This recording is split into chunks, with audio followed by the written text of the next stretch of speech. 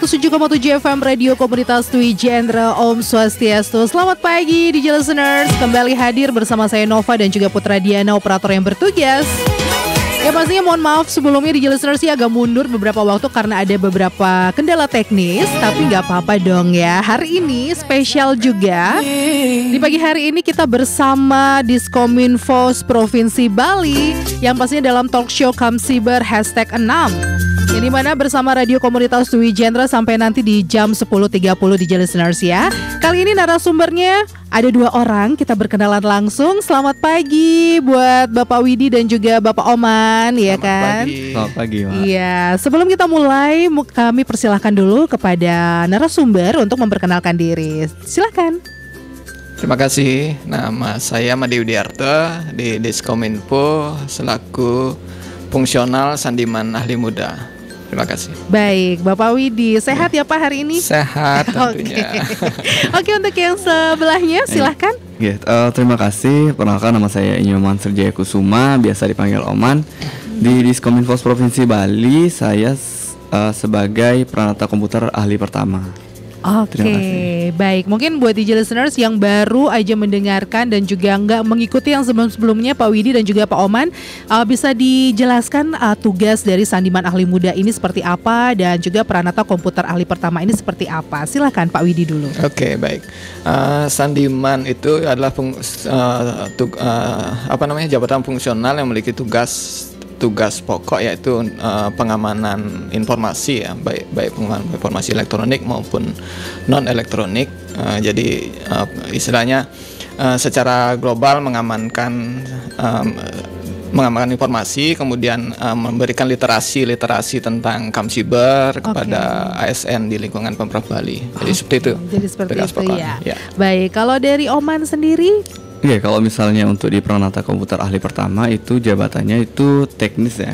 Jadi teknis ini sebenarnya saya hampir sama dengan Pak Made tadi, tetapi saya di bidang teknisnya saja. Di bidang teknis. Oke, baik. Sudah berkenalan dengan Pak Widi dan juga Pak Oman. Kali ini temanya sangat-sangat relatable dengan kehidupan kita sehari-hari, yaitu adalah penyalahgunaan konten digital. Kalau sekarang fenomenanya udah banyak sekali ya. Kita bisa mereka-reka kira-kira 50 tahun lagi saya seperti apa gitu kan ya. Dan juga ogoh-ogoh yang tadinya diam tiba-tiba bergerak gitu kan. Nah, fenomena ini, penyalahgunaan konten digital ini merupakan salah satu tantangan besar di era informasi saat ini ya Bapak-bapak sebagai narasumber. Dengan semakin mudahnya akses dan distribusi konten melalui internet, berbagai bentuk penyalahgunaan makin sering terjadi dan dampaknya bisa sangat luas. Nah, untuk DJ listeners, kira-kira seperti apa sih yang dimaksud dengan penyalahgunaan konten digital? Silakan mungkin Bapak Oman. Untuk penyalahgunaan konten digital itu merupakan segala bentuk dari penggunaan konten digital yang dimana itu bisa berupa teks, gambar ataupun suara, bisa juga foto. Nah, itu digunakan secara tidak bertanggung jawab. Nah, jadi itu digunakan secara ilegal, dimana contohnya nih foto itu bisa disebarkan ataupun kalau misalnya mau nyebarin atau mengupload foto itu harus ada izin dari pemilik kontennya. Kemudian ada kalau misalnya untuk video itu biasanya video digunakan untuk menyebarkan berita bohong misalnya, kayak gitu.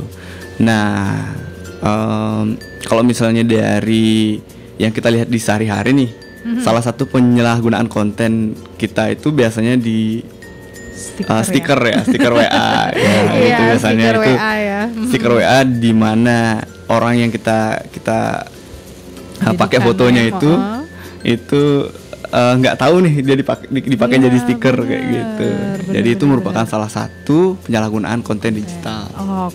Jadi without consent untuk membuat sebuah stiker menjadi meme itu ya. Betul. Waduh. Ternyata itu loh salah satu apa yang maksud dengan penyalahgunaan konten digital. Ayo yang suka buat stiker itu salah satu penyalahgunaan loh ternyata ya.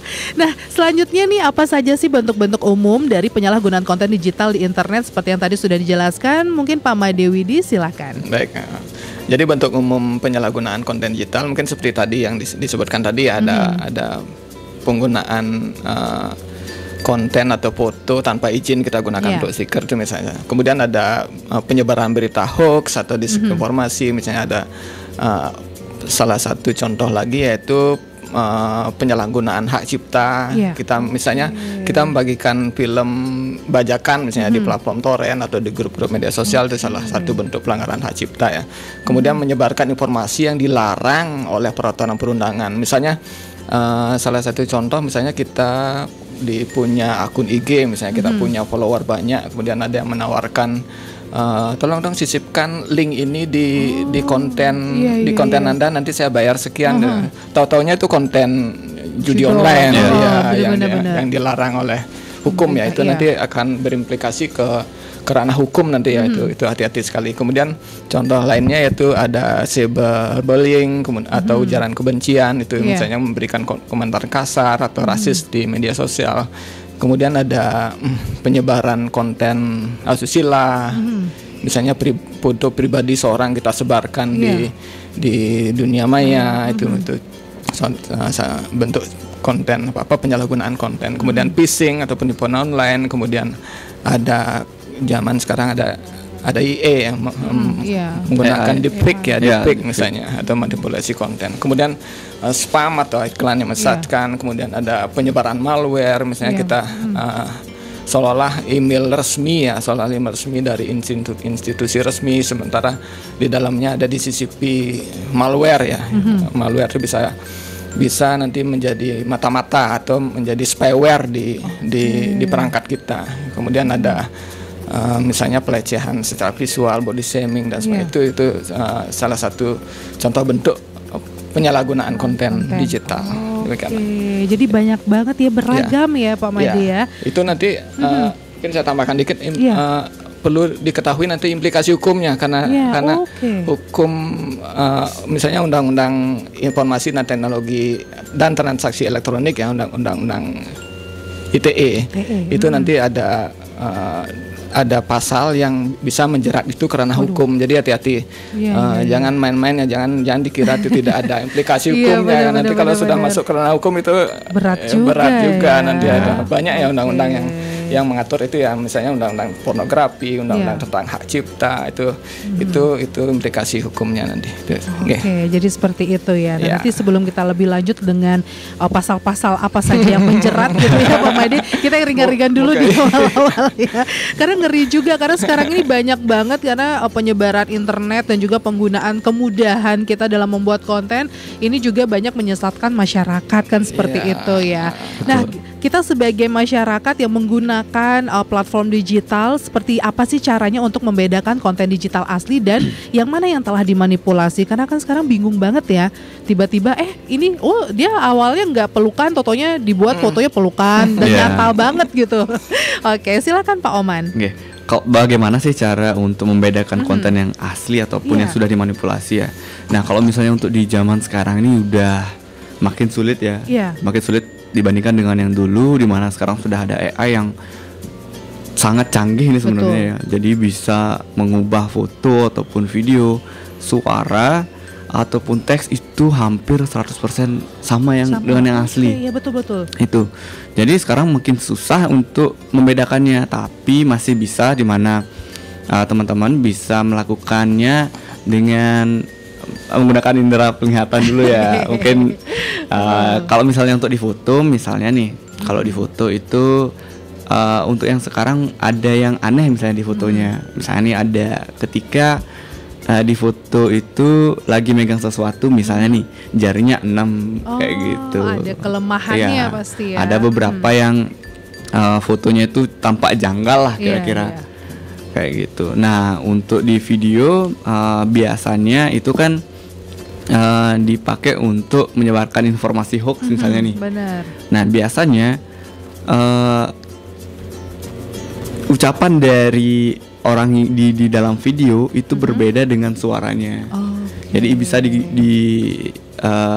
dilihat dari situ. Dari situnya juga. Nah, kemudian tapi sekarang untuk suara itu makin susah ya. Iya, makin susah banget. Jadi kemarin saya lihat ada yang pakai suaranya Raffi Ahmad ya. Raffi Ahmad digunakan sebagai untuk media promosi obat-obatan di Facebook nih.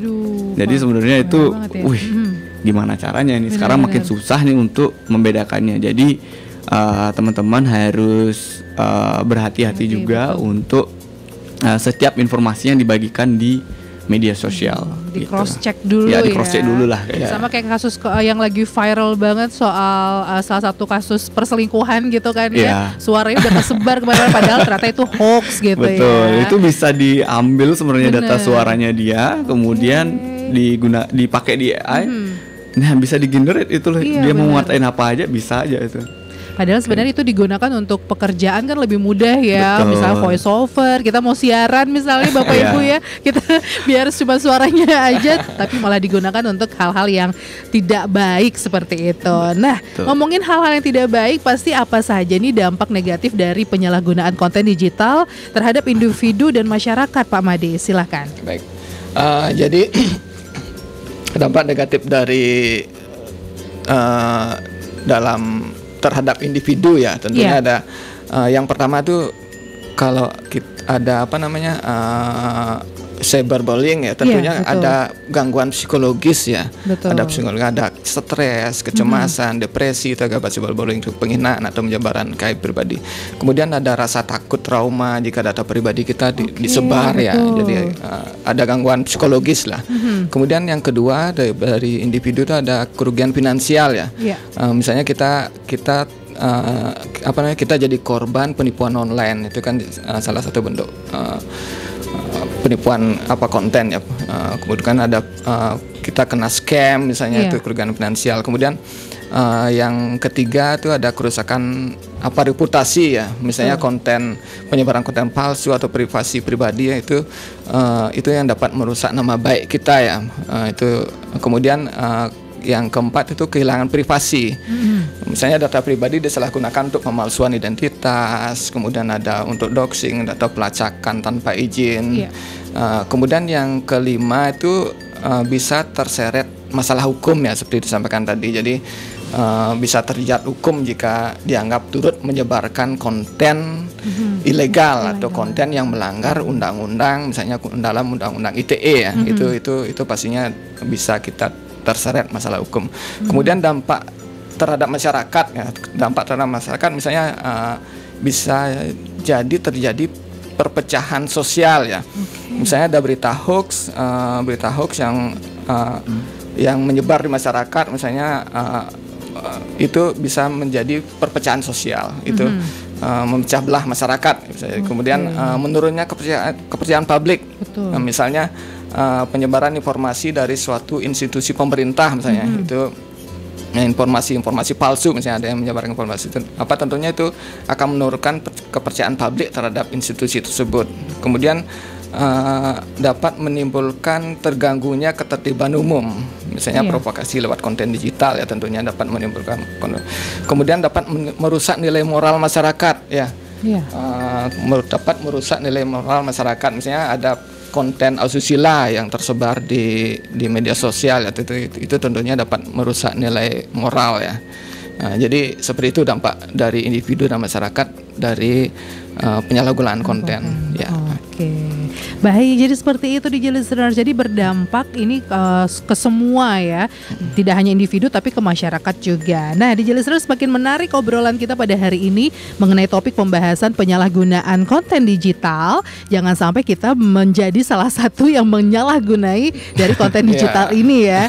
Nah, hari ini penting banget. Jadi buat di listener jangan dulu kemana-mana. Kalau ingin bertanya boleh banget kita buka telepon di 0361264284 atau langsung aja di listeners ya. Nanti kita langsung bertanya dan akan dijawab oleh narasumber dari Diskominfos Provinsi Bali. Oke, buat di listeners tetap stay tune di 107,7 FM.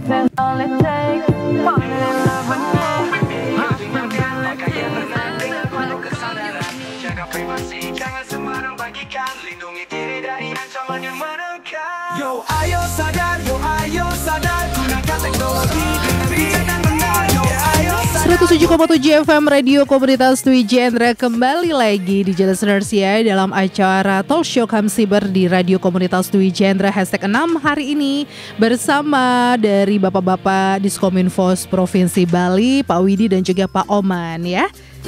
Dalam hari ini DJ Listeners ya, dengan topik yang sangat-sangat relatable dalam kehidupan kita, yaitu adalah penyalahgunaan konten digital. Tadi sudah banyak banget yang sudah dijelaskan oleh Pak Made Widi dan juga Pak Oman tentang apa sih penyalahgunaan konten ini sebenarnya, kemudian apa saja dampak-dampaknya dan bagaimana cara membedakannya. Nah, kalau sekarang, apakah penyebaran konten palsu atau hoax ini bisa digunakan untuk menciptakan kerentanan sistem keamanan siber? Bagaimana Pak Oman? Silahkan. Oke, ya bisa banget ya. Jadi untuk penyalahgunaan atau penyalahgunaan konten digital, di mana penyebaran konten palsu ataupun hoax itu bisa menyebabkan kerentanan siber. Oke, seperti bisa apa banget. itu? Jadi biasanya nih, kalau misalnya kita lihat di sosial media, biasanya ini berupa berita-berita palsu, kemudian menyebar link jebakan biasanya ya. Kemudian ada yang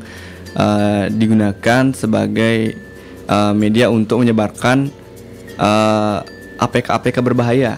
Kayak gitu. Jadi yang kemarin kita lagi banyak kena tuh ya, mungkin banyak yang lagi kena itu adalah undangan digital. Oh iya, benar-benar. Jadi kemarin itu kan masih banyak banget orang yang kena undangan digital dari orang yang tidak dikenal ataupun orang yang kita kenal. Betul. Kenapa? Karena orang yang kita kenali biasanya bisa jadi dia itu sudah terkena atau terinfeksi file APK berbahaya tersebut.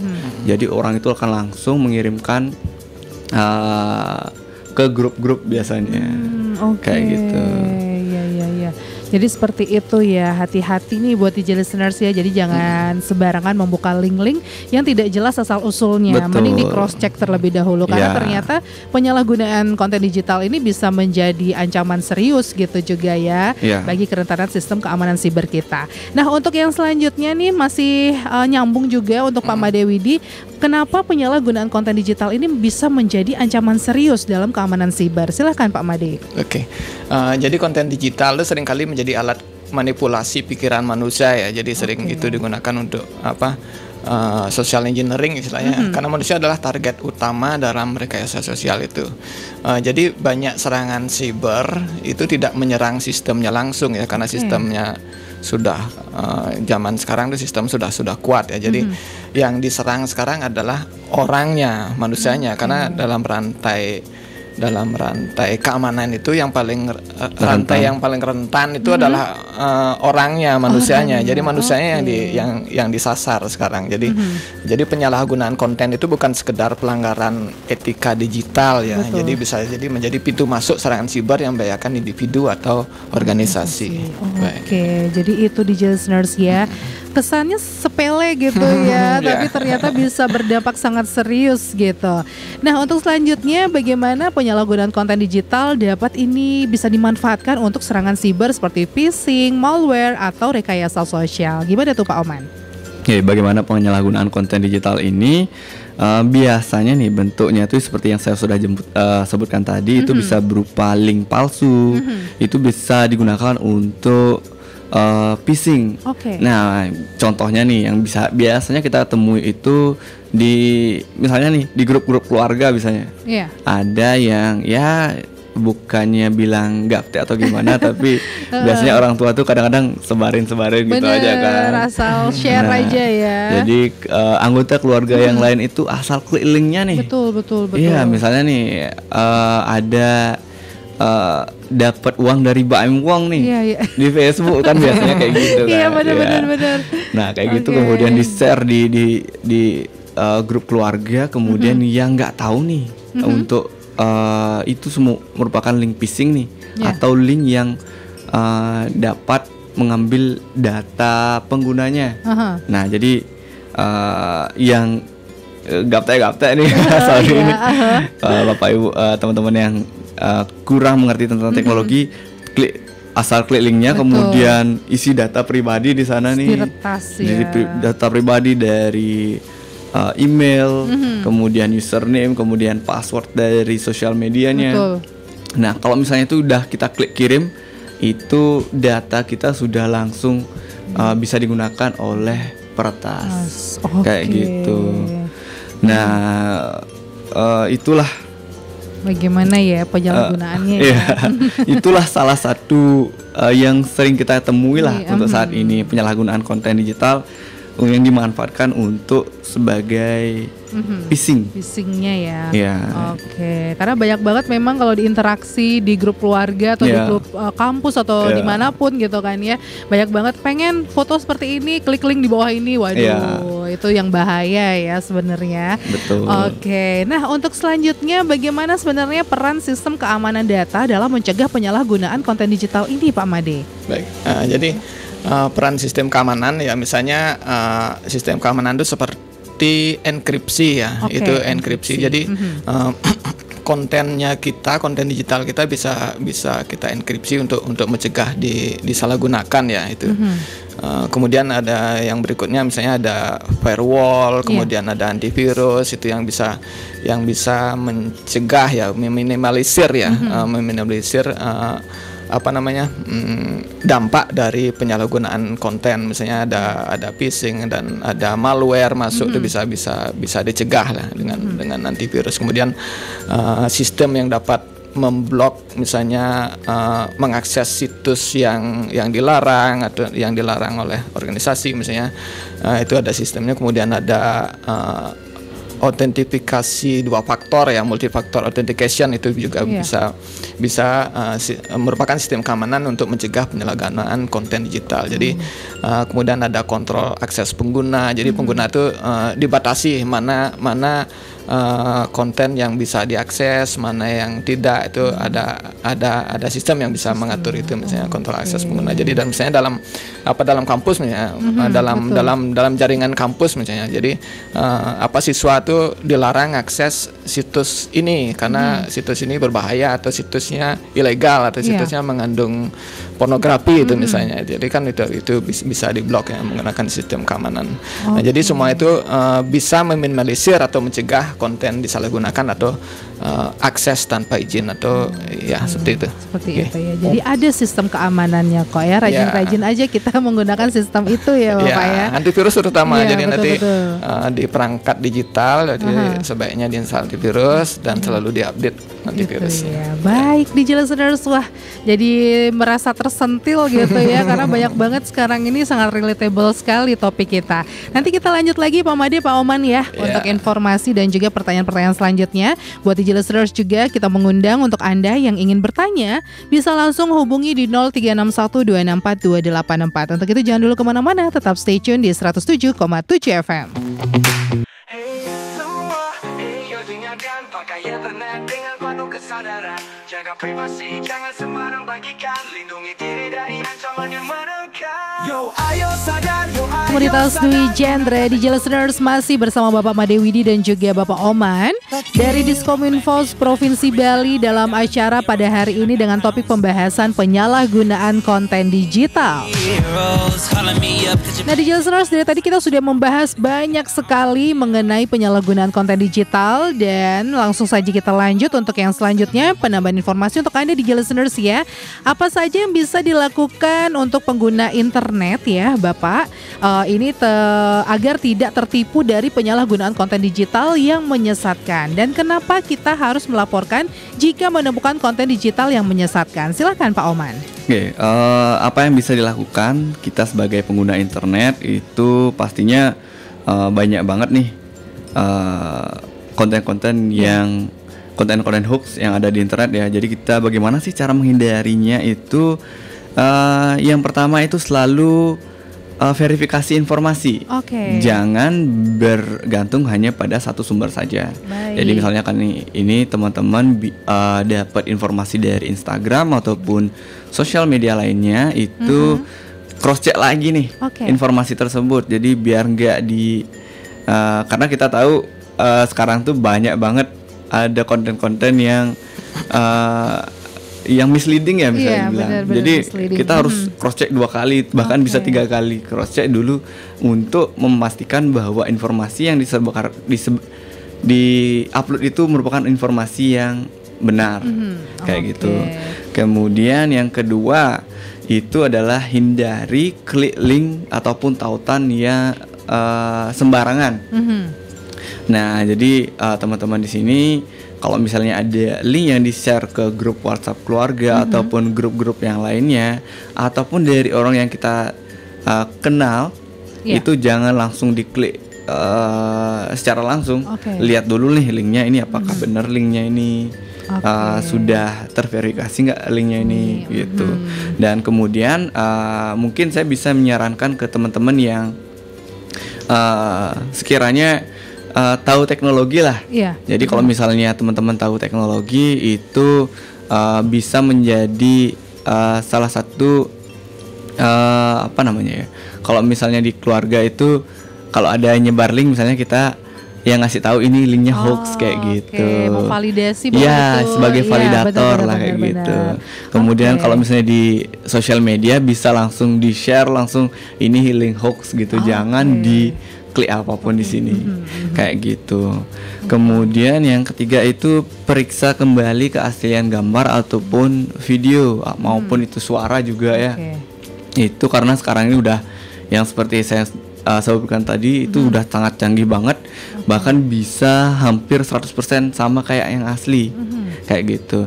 Jadi periksa double check juga itu apakah konten-kontennya itu apakah sudah asli atau tidak gitu. Kemudian yang terakhir itu sekarang kalau misalnya teman-teman sudah terkena misalnya ini kan terkena penipuan ataupun terkena penipuan konten digital, jadi kita bisa melaporkannya itu di iasc.ojk.go.id.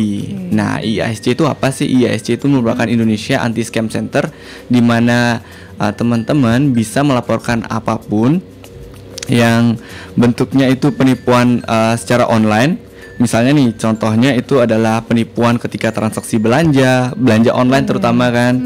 Kemudian ada investasi ilegal, kemudian pinjaman online ilegal, phishing dan lain-lain. Itu kalau misalnya teman-teman terkena ataupun sudah terkena konten digital yang hoax ini bisa dilaporkan langsung ke iasc.go.id ataupun bisa langsung tanya-tanya ataupun nyari informasinya itu di kontak OJK 157.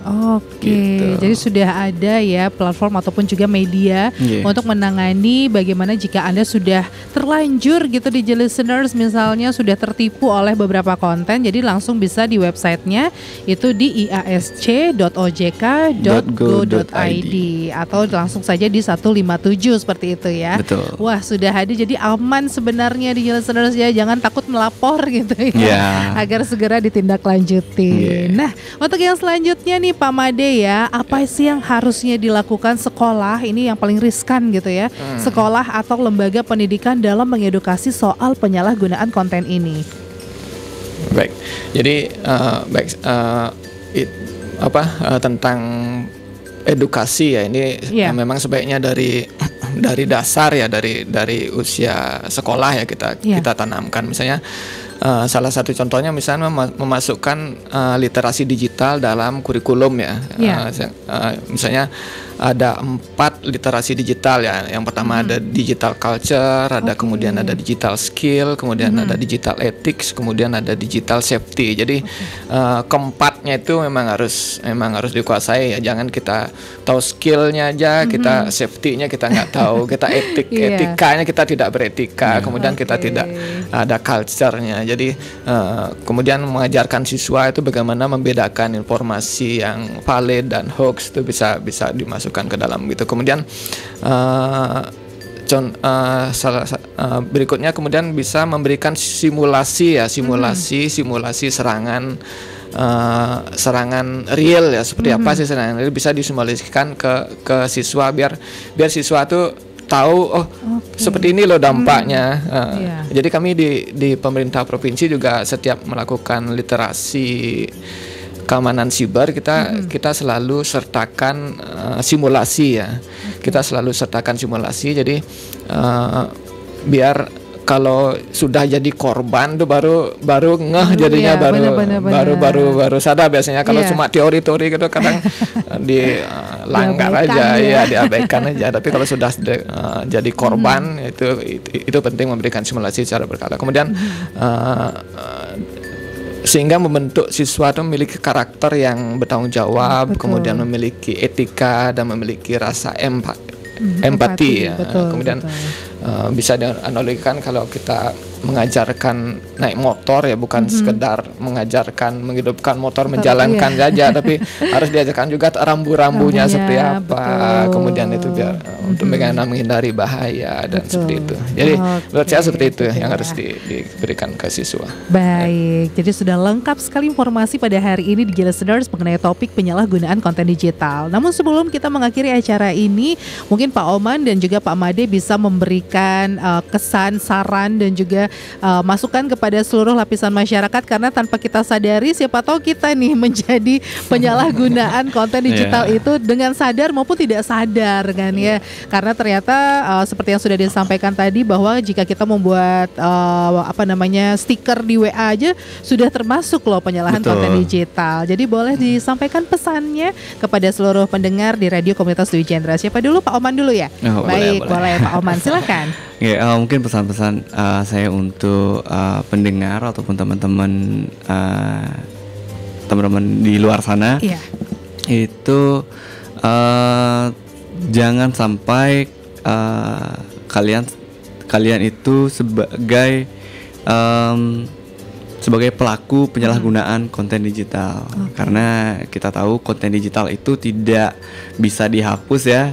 Jadi jangan sampai kalian jadi salah satu pelaku dalam penyalahgunaan konten digital. Dan juga pesan-pesan saya untuk teman-teman pendengar di luar sana itu selalu cross check ataupun selalu baca-baca informasi teknologi terbaru juga ya. Jadi karena sekarang udah zamannya AI nih, jadi teman-teman juga harus mengikuti perkembangan AI-nya. Jadi agar teman-teman tidak tertipu oleh penyalahgunaan konten digital di luar sana. Baik, gitu. Terima kasih Pak Oman. Dan selanjutnya Pak Made Widi, silakan. Jadi pesan saya tadi kan sudah dijelaskan apa itu contoh-contoh dari penyalahgunaan konten ya. Jadi agar tidak mencoba-coba ya. Meskipun kelihatannya kecil ya, karena jejak seperti disampaikan Pak Oman tadi, jejak digital itu tidak bisa dihapus ya, meskipun kita menyisipkan link yang ilegal misalnya di konten kita, orang sudah merekam, orang sudah meng-screenshot, meskipun kita hapus sudah ada buktinya ya. Jadi karena itu ada di balik itu ada jerat hukumnya ya, ada peraturan perundangan yang mengatur itu. Jadi jangan sampai kita jadi korban jangan sampai kita jadi pelakunya itu ya, maupun jadi korban. Karena itu kalau sudah terjerat itu susah ya kita mengantisipasi ya, susah. Jadi seperti itu. Jadi hati-hati jangan sampai kita menjadi pelaku atau korban dari penyalahgunaan.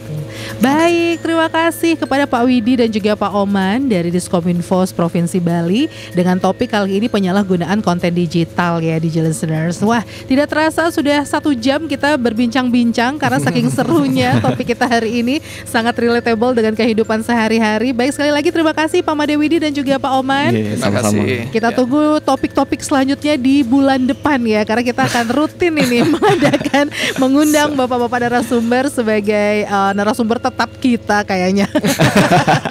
Baik, terima kasih sekali lagi. Dan buat DJ Listeners, itu dia tadi bagaimana siaran kita bersama dari Diskominfo Provinsi Bali dalam acara Talk Show Kamsiber #6 yang dimana dengan topik pembahasan penyalahgunaan konten digital. Tidak terasa sudah 1 jam. Kalau begitu langsung saja dari lantai 3 Gedung Yayasan Dwi Jendra, Jalan Kamboja nomor 17 Denpasar, Bali. Saya Dinova dan juga Putra Diana, operator yang bertugas, mengucapkan terima kasih atas perhatian dan kebersamaan Anda. Dwi Jendra FM, the only educational radio station in Bali, dan saya tutup dengan Paramesanti. Om Santi, Santi, Santi Om. Bye-bye.